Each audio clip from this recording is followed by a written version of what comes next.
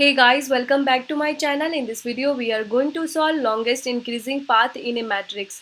So इस problem में given क्या है आपका m इंटू एन साइज का एक मैट्रिक्स दे रखा है और आपको यहाँ पे फाइंड करना है लॉन्गेस्ट इंक्रीजिंग पाथ। तो लॉन्गेस्ट इंक्रीजिंग पाथ क्या होता है कि आप अगर एक सेल से दूसरे सेल पे जाते हो ना तो दूसरे सेल का वैल्यू पहले सेल से ग्रेटर होना चाहिए। अगर ऐसा है तो आपका ये क्या है, इंक्रीजिंग में है। तो आपको ऐसा कितना लॉन्गेस्ट, कितने लेंथ का ऐसा पाथ मिल सकता है लॉन्गेस्ट, वो लॉन्गेस्ट पाथ आपको क्या करना है, फाइंड करके देखना है, देना है, ठीक है।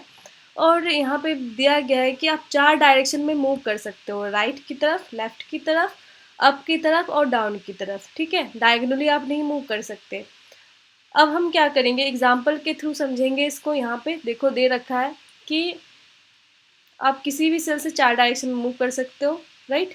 तो हम इस सेल के लिए यहाँ पे 2 ही पॉसिबल है रास्ता, हम जा सकते हैं। फिर इनमें से हम किस डायरेक्शन में जाएं, ठीक है, वो भी हम देखेंगे। ऐसा भी नहीं होना चाहिए कि आपका इंक्रीजिंग है नहीं, अब हम देख रहे हैं, ऐसा भी हम नहीं करेंगे। तो हम यहाँ पे करेंगे क्या, यहाँ से देखेंगे, एक एक सेल के लिए देखेंगे। लाइक इस सेल के लिए आप देखोगे, अब इधर जाओगे देखोगे तो इक्वल है, वैल्यू इंक्रीज ही नहीं हो रहा है, तो आगे देखिए क्या फ़ायदा, इस सेल के लिए तो कोई लॉन्गेस्ट आपको मिलने से रहा। फिर आप इधर जाके देखोगे तो इधर भी देखोगे इससे लेस है, तो इससे लेस है, इधर भी आपका लॉन्गेस्ट इधर मिलने से रहा।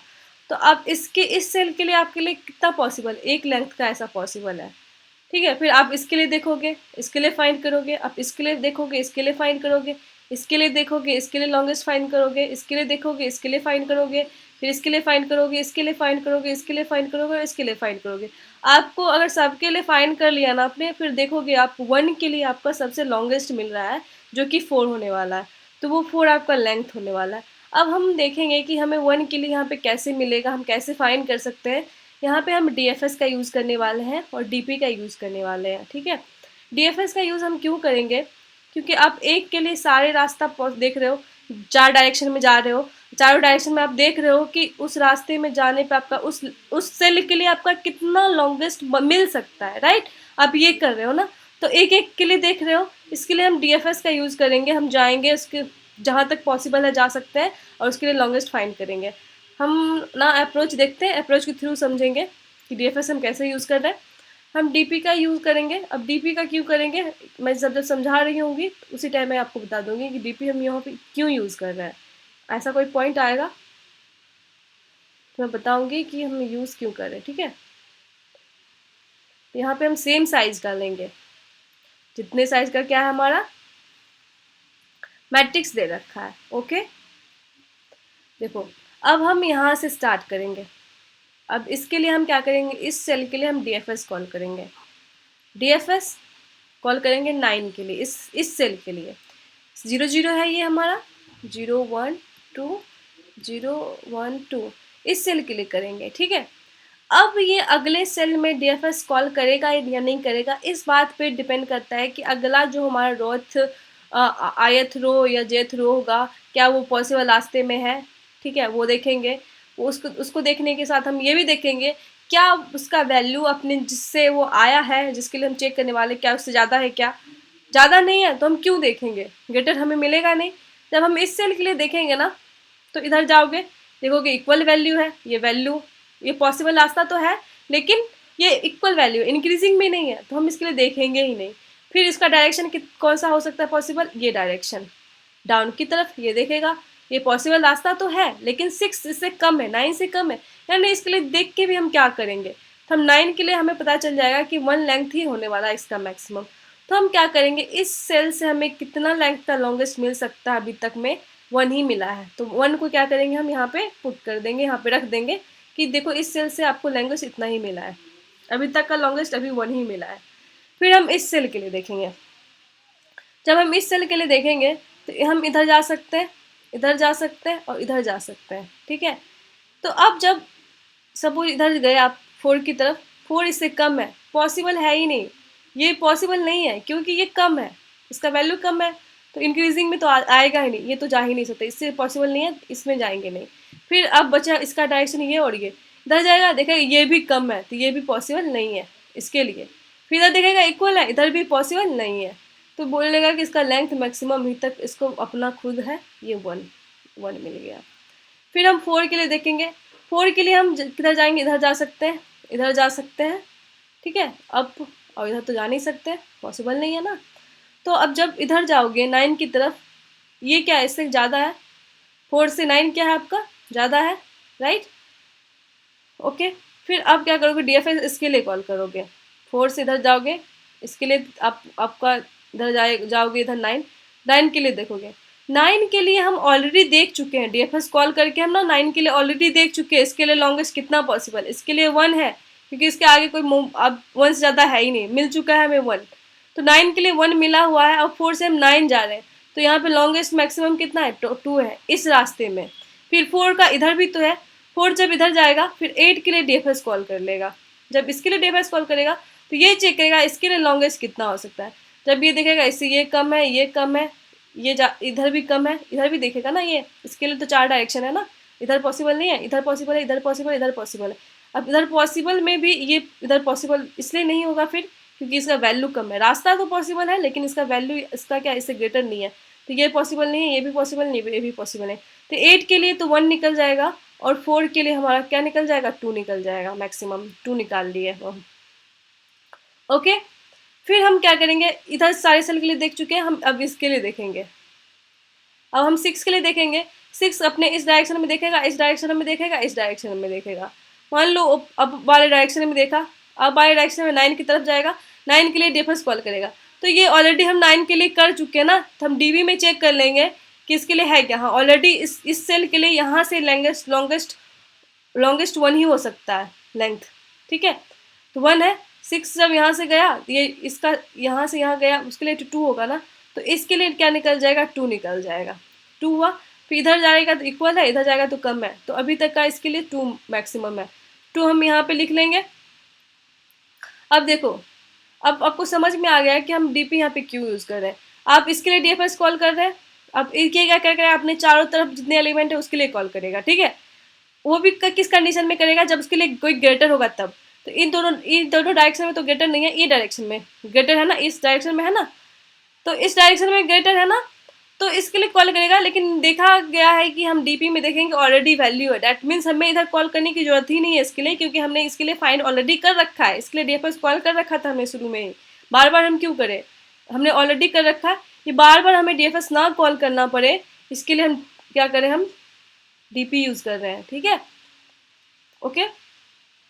सो यहाँ पे ऑलरेडी 1 मिल चुका है इसके लिए, अब समझ में आ गया होगा कि हम यहाँ पे क्यों यूज़ कर रहे हैं। फिर अब आते हैं इस 6 के लिए। इस 6 के लिए ये किधर देख सकता है, इधर देख सकता है, इधर देख सकता है, इधर देख सकता है, इधर ये जा नहीं सकता है क्योंकि 6 से इक्वल है, इंक्रीजिंग पाथ नहीं है। अब ये इधर जा सकता है, इधर जा सकता है, लेकिन ये दोनों के लिए ऑलरेडी हम DFS कॉल कर चुके हैं 1 1। इधर भी 2 उसका पॉसिबल है, इधर भी 2 है, खुद ना 1 होगा ना, तो यहाँ पे इधर जाने के लिए भी 2, इधर जाने के लिए भी 2, यानी लॉन्गेस्ट इसका 2 है, ठीक है। अब ये 2 क्या करेगा, 2 देखेगा इस डायरेक्शन में, इस डायरेक्शन में, इधर इस डायरेक्शन में तो कम है, इधर जाएगा ही नहीं। अब इसके लिए जाएगा, इसके लिए जब जाएगा तो इसके लिए ऑलरेडी कॉल कर रखा है, ठीक है। यहाँ पे 2 है और यहाँ पे खुद है, ये 3 हो जाएगा यहाँ पे।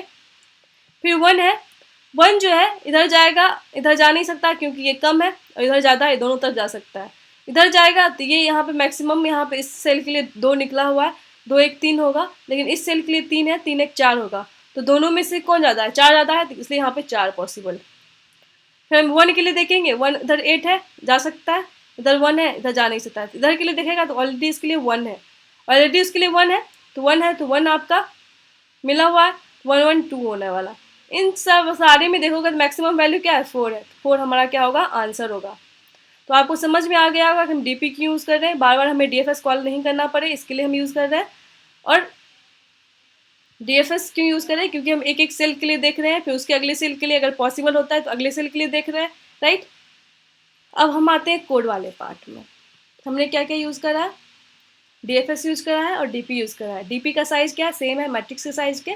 तो हम यहाँ पे क्या करेंगे, इस फंक्शन पे आते हैं, इसमें हम रो और कॉलम फाइंड कर लेंगे MN, और हम लॉन्गेस्ट 0 मान लेंगे कि हम अभी तक का लॉन्गेस्ट 0 है, और DP हमने ले लिया यहाँ पे सेम साइज़ का जो मैट्रिक्स साइज़ है। अब हम एक एक सेल के लिए देखेंगे पॉसिबल लॉन्गेस्ट पाथ, फाइनल उनमें से जो सबसे मैक्सिमम होगा ना वो हम रिटर्न कर देंगे। तो वही कर रहे हैं, हम एक एक के लिए देख रहे हैं लॉन्गेस्ट पाथ, उसमें से जो मैक्सिमम होगा फाइनली वो रिटर्न कर रहे हैं। तो अब इस सेल के लिए लॉन्गेस्ट पाथ कितना हो सकता है, ये हमें डीएफएस दे रहा है, ठीक है। डीएफएस फंक्शन यहाँ पे हम कॉल कर रहे हैं एक एक सेल के लिए, आईजे उस पार्टिकुलर सेल के लिए, एमएन रो का टोटल कॉलम है, और आईजे कोई पार्टिकुलर सेल है, उस पार्टिकुलर सेल के लिए ये क्या है, लेंथ आपका मैक्सिमम फाइंड करके दे रहा है। अब उनमें से पहले से जो मैक्सिमम आपका निकला होगा लॉन्गेस्ट पाथ, दोनों में कंपेयर करेगा, उसमें से जो मैक्सिमम होगा वो हमारा भी लॉन्गेस्ट पाथ में होगा। तो फाइनली जो आपका लॉन्गेस्ट मिलेगा वो आप रिटर्न कर दोगे, राइट। अब आते हैं मेन फंक्शन पे, डीएफएस पे। हमारा क्लास सूख रहा है।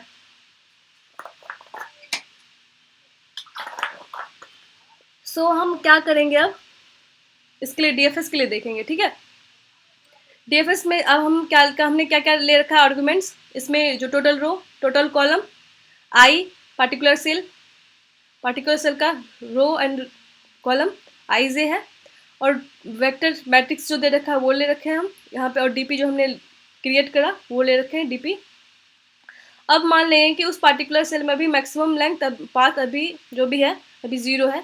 चेक कर लेंगे क्या उस आई जे के लिए हम फाइंड पहले से किए हुए हैं क्या, अगर किए होंगे तो वही उसका मैक्सिमम लेंथ होगा, वो रिटर्न कर देंगे, ठीक है। अदरवाइज हम क्या करेंगे, उसमें से जितना भी उस पार्टिकुलर सेल के लिए जितना भी डायरेक्शन होगा उस सारे डायरेक्शन के लिए हम देख लेंगे।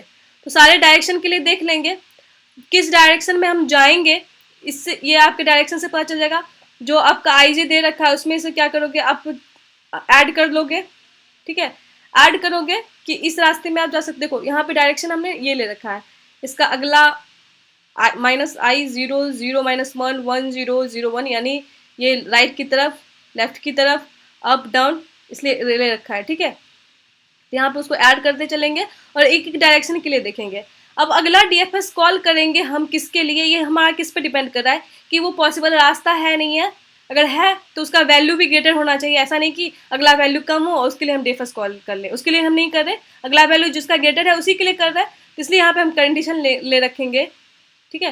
पी हमारा ग्रेटर देन 0 होना चाहिए, क्यू भी हमारा ग्रेटर देन 0 होना चाहिए, पी लेस देन एम होना चाहिए, क्यू भी लेस देन एन होना चाहिए, और मैट्रिक्स पी क्यू का वैल्यू मैट्रिक्स आई जी से ग्रेटर होना चाहिए। तभी हम अगले के लिए क्या करेंगे, अगले सेल के लिए हम क्या करेंगे, डीएफएस कॉल करेंगे। तो यहाँ पे पी क्यू जो अगला हम सेल के लिए बनाए हुए रो एंड कॉलम वो हम यहाँ पे लेंगे, उसके लिए डीएफएस कॉल कर लेंगे, ठीक है। अब यहाँ से जो मैक्सिमम पाथ हमें मिला होगा वो हम इसमें स्टोर कर लेंगे, ठीक है। अब देखा गया है कि डीपीआईजे में हम क्या करने वाले हैं, मैक्सिमम पाथ जो भी हम निकालेंगे और +1 करके हम ऐड कर देंगे, ठीक है। और फाइनल जो हमारा मैक्सिमम पाथ +1 सेल के लिए निकलेगा वो हम रिटर्न कर देंगे, ठीक है। वही कर रहे हैं ना हम, तो ये हमारा कोड है। अब हम क्या करते हैं, कोड रन कर रहे हैं,